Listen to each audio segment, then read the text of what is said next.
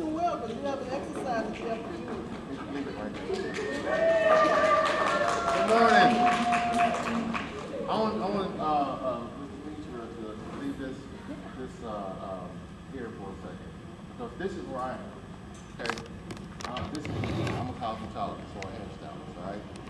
But when you think about all these new product career paths, you know, you guys, say for instance, if you want to get into the hair industry as your career, this is not where you have to be. Now, I like what I do. I'm not taking away from the hairstylist. This is not where you have to be. You could be anywhere between 1 to 8, and those are very good careers. Well, the idea, you probably won't make any money with an idea. You got to go from there. But I want to introduce you guys to what I do. This is the first thing, and basically, like I said, this is what I do. I'm a cosmetologist. And in the cosmetology industry, you do have to have some kind of schooling or training. The school I went to required 1,800 hours of training within the cosmetology for a hairstylist in that particular field. You know,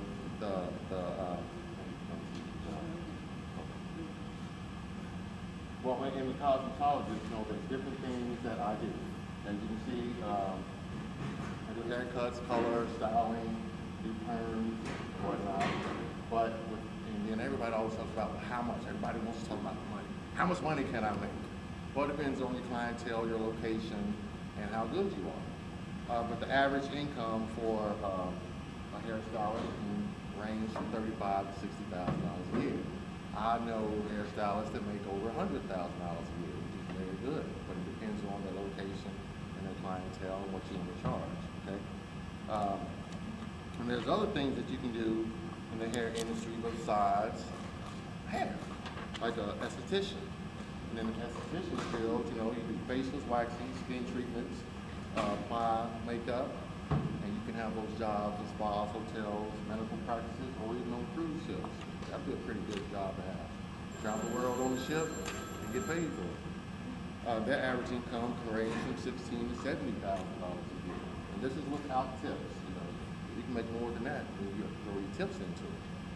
There is an education that you have to achieve and do. You have to be licensed for it. You just can't, you know, mess with people's skin and think, hey, I can get paid. I have to be certified for it.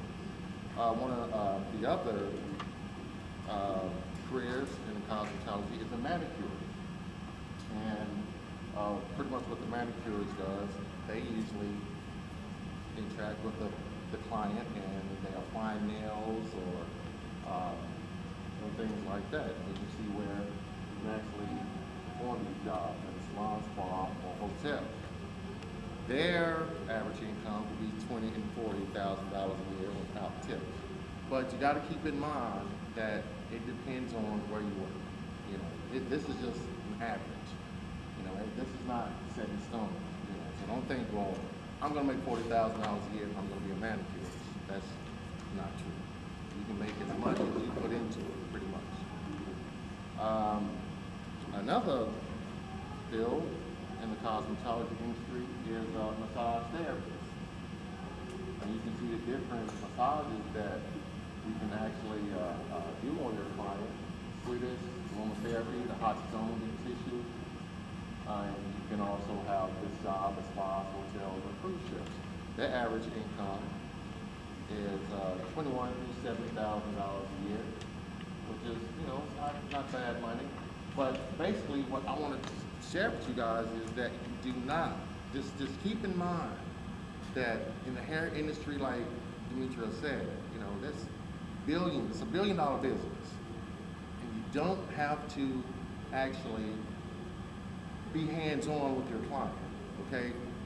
The examples that we're giving you, right now, we're hands-on, like the massage therapist, the esthetician, the manicurist, the pedicurist. We're hands-on with the client. But think about all the products that you guys use, or, you know, the relaxers, the perms, the oil sheens. Who developed those products? How long did it take to go to school to learn about those products to develop? You can't just formulate a product in a basement and say, here, try this. Put it in a pretty bottle. It may start there, but to get it out there on the market so people can buy it, you know, you gotta have some education behind it. So this is why we're here. We don't want you to get tied up in just to one aspect of the hair industry. We want you to open up your box, open up your minds, think about the accountant, think about the chemist, think about the engineer. It's a broad, I mean, think about $300 billion. That's a lot of money. But somebody's making a lot more money than I am, trust me. You know, I like what I do, but you know, I work for J.C. Penney's. J.C. Penney's is making a lot more money than I guarantee you. Not just the store, but just the hair or the salon department of J.C. Penney's. I mean, I don't know who the chemist is, never met the chemist, you know, for all these products that we have.